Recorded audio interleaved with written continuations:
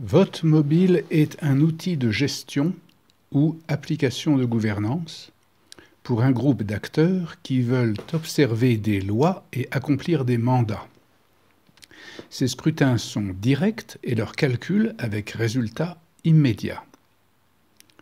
Ils sont par l'Internet accessibles de partout et en permanence. C'est donc une démocratie en temps réel où tous peuvent voter et proposer des lois et des mandats et où tous sont éligibles. À la création d'un groupe, Vote mobile livre cet outil pur et simple par défaut. Ultérieurement, chaque groupe peut y ajouter ses propres règles. Supposons que vous soyez membre d'une communauté physique qui a créé son groupe Vote mobile. Pour participer ou assister à sa gouvernance, vous commencerez par inscrire votre compte sur Vote mobile au moyen d'une seule et unique phrase secrète. Votre adresse mail sera demandée une seule fois, puis votre activité sera cryptée en permanence et demeurera privée. Ensuite, à chaque arrivée sur le site, vous retrouverez affichés tous les groupes existants sur Vote mobile.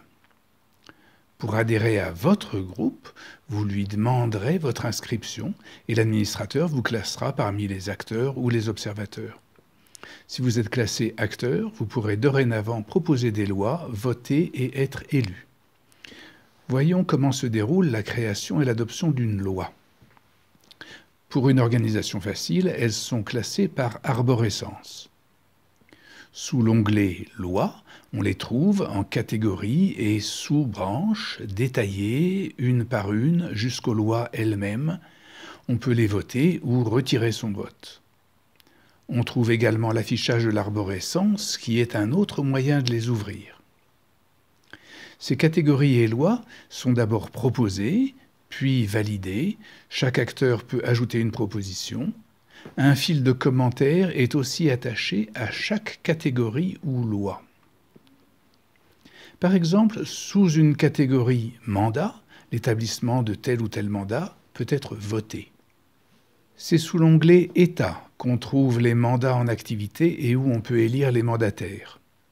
Dans la minute, nuit ou jour, où un élu est désigné, il est averti par mail, ainsi que son prédécesseur relevé de ses obligations. C'est un onglet de synthèse qui affiche deux autres listes de renseignements, les lois en vigueur et encore au-dessous, les lois en débat. Notons à ce point que partout sur le groupe, chaque objet, loi, catégorie, mandat est accompagné d'un fil de commentaires. Acteurs et observateurs peuvent y écrire et lire. Les commentaires sont donc publics, mais dispersés.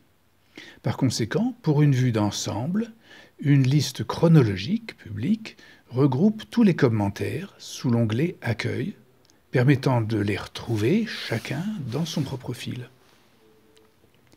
À tous les commentaires s'ajoute aussi la liste publique de toutes les activités, sous l'onglet « Historique », qui affiche chronologiquement toutes les modifications, créations, suppressions, élections, etc.